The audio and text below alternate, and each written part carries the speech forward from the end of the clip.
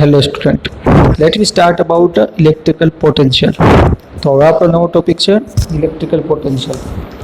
તો આપણે જે જૂના ટોપિક જોયા, હવે આપણું ચેપ્ટર લગભગ એન્ડિંગના તૈયારીમાં છે. હવે આ એક લેક્ચર કદાચ અને પછીનો એક લેક્ચર, 2 લેક્ચર થશે ત્યાં આપણું ચેપ્ટર પૂરું થઈ જશે. ઓકે, તો હવે આપણે આમાં ઇલેક્ટ્રિક પોટેન્શિયલ મ્યુ અથવા વી વડે દર્શાવી શકો તેના વિશે આપણે વાત કરવાની છે. તો ઇલેક્ટ્રિક ફિલ્ડ E શરૂ કરીએ. તો electric field E is not just any old vector function. It is a very special kind of vector. One whose curl is always zero. It is a section we were going to exploit this special property of electric field to reduce vector problem down to a much simpler scalar problem. જો electric field E છે તે કોઈ સામાન્ય vector નથી, સામાન્ય vector function નથી, પણ એક સ્પેશિયલ વેક્ટર ફંક્શન છે. તો કે કેવું સ્પેશિયલ વેક્ટર ફંક્શન? તો કે જેનો એવું વેક્ટર ફંક્શન છે ઇલેક્ટ્રિક ફિલ્ડ E કે જેનો કર્લ કેવો હોય? Always zero.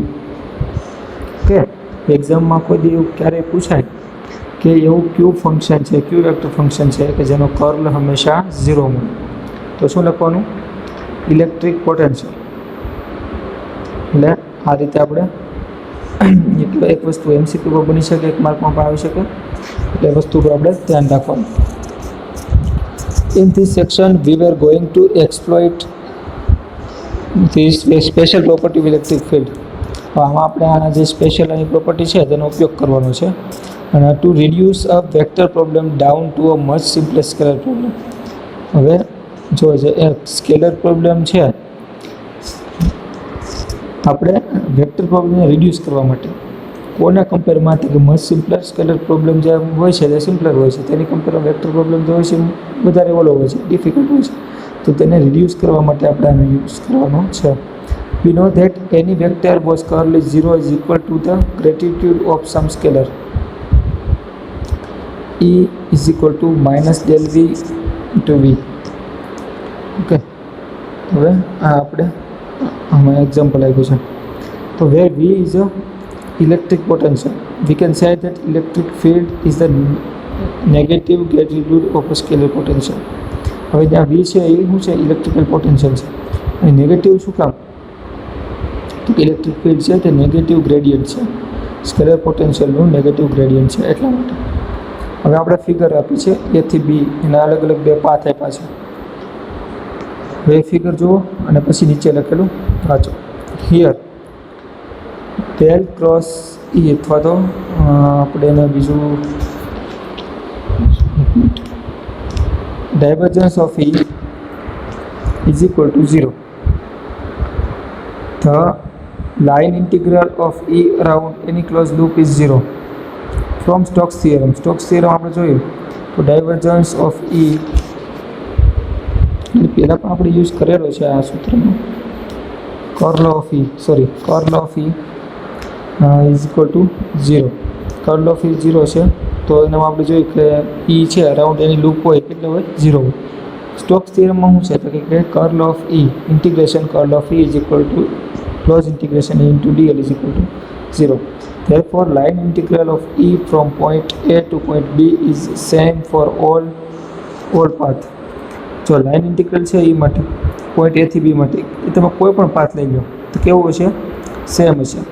Line integral is independent of path, એટલા માટે એવું કહી શકાય આપણે કે લાઇન ઇન્ટિગ્રલ છે ઇન્ડિપેન્ડન્ટ ઓફ પાથ છે, અને કોઈ પાથ કયો પાથને ફોલો કરે છે તેના ઉપર જરા પણ ડિપેન્ડ કરતું નથી. ઓકે, તો આ વસ્તુ બહુ મહત્ત્વની વસ્તુ છે કે જો લાઇન ઇન્ટિગ્રલ છે તે કોઈ પણ પાથ ઉપરથી આપણે A થી B પોઈન્ટ ઉપર જઈએ તો સેમ મળે. ઓકે, તો આ વસ્તુ યાદ રાખવાની છે. કદાચ MCQમાં પૂછાય કે line integral of E from point A to B is, પછી ખાલી જગ્યા આપેલ ઉપર તમને 2 અલગ અલગ પાથ દર્શાવવામાં આવે તો difference between this 2 path is કરીને પૂછે તો નથિંગ ઇઝ ડિફરન્ટ, તે બોથ આર સેમ. ઓકે, તો we can define the function. હવે આપણે આની પરથી ફંક્શન ડિફાઇન કરવાનું છે. We are is equal to minus E into DL. 0 થી આર ઇન્ટિગ્રેશન છે અને ઈ ઇન્ટુ ડીએલ. નાવ હિયર જે ઓ છે જે સમ સ્ટાન્ડર્ડ રેફરન્સ પોઈન્ટ, ઓને સમ સ્ટાન્ડર્ડ રેફરન્સ પોઈન્ટ કીધો છે કે જેની કમ્પેરથી આપણે માપવાનું શરૂ થયું. V is depend only upon a point R and it is called electrical potential. વીને આપણે શું કહીએ છીએ? ઇલેક્ટ્રિકલ પોટેન્શિયલ કહીએ છીએ. અને કોના ઉપર જવાબદાર છે તે? તો કે આર ઉપર ડિપેન્ડન્ટ છે. આર શું છે? તો ડિસ્ટન્સ છે. ડિસ્ટન્સ પાથ કોઈ પણ હોઈ શકે, ડિસ્ટન્સ ઉપર ડિપેન્ડન્ટ છે. Evidently the potential difference between 2 point and B is, તો V B minus V A is equal to 0 થી B E into DL plus 0 થી એ ઈ ઇન્ટુ ડીએલ. હવે એને આપણે સાદું રૂપ આપતા V B minus V A is equal to minus integration A થી બી ઇન્ટુ ડીએલ. કે આ સિમ્પલેસ્ટ ફોર્મ મળી ગયું આપણને. તો એટલું પોટેન્શિયલ ડિફરન્સ મળે છે એ અને બી વચ્ચે. આપણે આ બધી માથાકૂટમાં પડવાની જરૂર એટલા માટે નથી કે આ સાદું રૂપ આપવા સિવાય કંઈ કામ નથી. છેલ્લે આપણે ફાઇનલ 0 થી એ લો અને 0 થી બી લો કે ડાયરેક્ટ એથી બી લઈ લો એટલે જે પોટેન્શિયલ ડિફરન્સ મળવાનો છે તે મળી જાય. ઓકે, તો એ રીતે આપણે આમાં કરવાનું છે. ના ઇક્વેશન 2.32 છે. ઓકે, હવે આપણે આગળ જોઈએ. હવે from equation 2.29 V B minus V A is equal to E into DL is equal to, હવે એની ઈ ઇન્ટુ ડીએલ જે છે એની જગ્યાએ એની વેલ્યુ મૂકી છે તો કે del V into DL. Okay, તો એની વેલ્યુ છે ડાયરેક્ટ આપણે એડ કરી છે 2.29ના ઇક્વેશનમાંથી. હવે 2.12 છે કોમેન્ટ્સ ઓન પોટેન્શિયલ. પોટેન્શિયલ ઉપર અમુક જે કોમેન્ટ્સ છે, મતલબ અમુક જે ફેક્ટ વસ્તુ છે. Since point is a infinite distance therefore va is equal to 0. Point છે તે કેવું છે? ઇન્ફાઇનાઇટ. આમાં સ્પેલિંગ ખોટો લખ્યો છે, સ્પેલિંગમાં ઇન્ફાઇનાઇટ છે.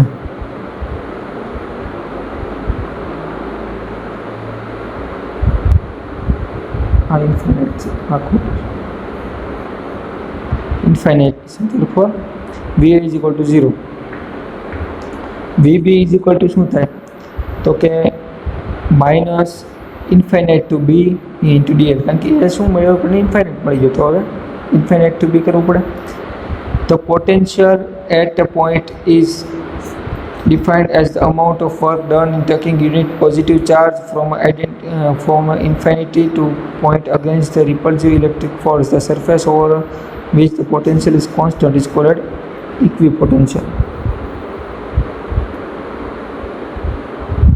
હવે આપણે પોટેન્શિયલ કેટલું મળશે? તો કે કોઈ define amount of work done, જો એથી કોઈ એથી બી જેટલું જાય તો વર્ક કેટલું થયું? તો કે એથી બી જેટલું વર્ક થયું. ઓકે, આ તો ઇન્ફાઇનાઇટથી જવાની વાત છે. તો પોઝિટિવ ચાર્જ આપણે યુનિટ તરીકે પોઝિટિવ ચાર્જ લઈ શકીએ. અને એ પોઈન્ટ શું મળે આપણને? તો વર્ક અગેન્સ્ટ રિપલ્સિવ ઇલેક્ટ્રિક ફોર્સ. આપણે જો કોઈ એક બાજુ ગતિ કરતા હોય તો સામે જે આપણને રિપલ્સિવ ફોર્સ મળે છે તેને આપણે ઓવરકમ કરીને જતા હોય ને, તો રિપલ્સિવ ઇલેક્ટ્રિક ફોર્સની પણ આમાં વાત થઈ છે. બીજું છે advantage of potential formulation. If you know V you can easily get E. Just take a gradient E is equal to minus gradient of V to E is a vector quantity but V is a scalar quantity. જો આપણને V ખબર હોય તો આપણે E આસાનીથી મેળવી શકીએ. Potential ખબર હોય તો ઇલેક્ટ્રિક ફિલ્ડ આપણે આસાનીથી મેળવી શકીએ. કઈ રીતે? તો ગ્રેડિયન્ટ મૂકીને. તો E is equal to V નો ગ્રેડિયન્ટ લઈ લો એટલે આપણને, કારણ કે V છે તે વેક્ટર ક્વોન્ટિટી છે. વેક્ટર ક્વોન્ટિટી અને સ્કેલર ક્વોન્ટિટીમાં શું ફેર હોય? તો કે દિશા. વેક્ટર ક્વોન્ટિટી છે તેમાં દિશાનું પણ મહત્ત્વ છે અને સ્કેલર ક્વોન્ટિટી દિશાનું મહત્ત્વ નથી. ઓકે, તો આમાં 3 ફેક્ટર 3 કમ્પોનન્ટ જોવાના હોય, આમાં એક જ કમ્પોનન્ટ જોવાનું. પછી બીજું છે યુનિટ ઓફ પોટેન્શિયલ. તો unit of potential is newton પર કુલમ. કયું છે? ન્યૂટન પર કુલમ. હવે ન્યૂટન પર મીટર પર કુલમ અથવા તો જૂલ પર કુલમ અથવા તો એને વોટ પણ કહી શકાય. તો હવે આપણે મોટા ભાગે જે જનરલી યુઝ થતો હોય તે કયો છે? વોલ્ટ એવો યુઝ થાય છે. કેટલો પોટેન્શિયલ છે? તો કે 10 વોલ્ટ, 20 વોલ્ટ. એ પોટેન્શિયલ તરીકે યુઝ થાય છે. તો ચોથું છે potential and potential energy are completely different term. હવે પોટેન્શિયલ કેટલું છે અને પોટેન્શિયલ એનર્જી કેટલી છે તે બિલકુલ ડિફરન્ટ ટર્મ છે, પણ તે આપણે આ ટોપિકમાં ભણવાનું થતું નથી. તે આગળના ટોપિકમાં જ્યારે આવશે ત્યારે એની વિશે ચર્ચા કરીશું. પોઈઝન્સ ઇક્વેશન. હવે આપણામાં પોઈઝન્સ ઇક્વેશન અને લાપ્લાસ ઇક્વેશન બંને જોવાનું છે. We know that electric field can be written as a gradient of scalar potential. હવે કોઈ સ્કેલર પોટેન્શિયલનું ગ્રેડિયન્ટ લઈએ આપણે તો આપણને શું મળે? ઇલેક્ટ્રિક ફિલ્ડ મળે.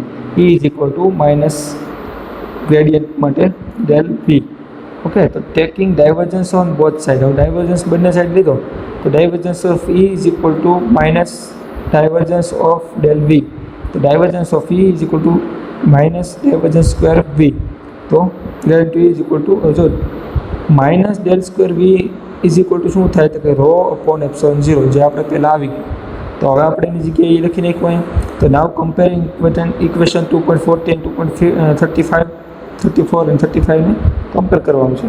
તો minus del square V is equal to P upon epsilon 0 minus del V is equal to rho minus rho upon epsilon 0. This is known as Poisson's equation, અને આને આપણે પોઈઝન્સ ઇક્વેશન તરીકે ઓળખીએ છીએ.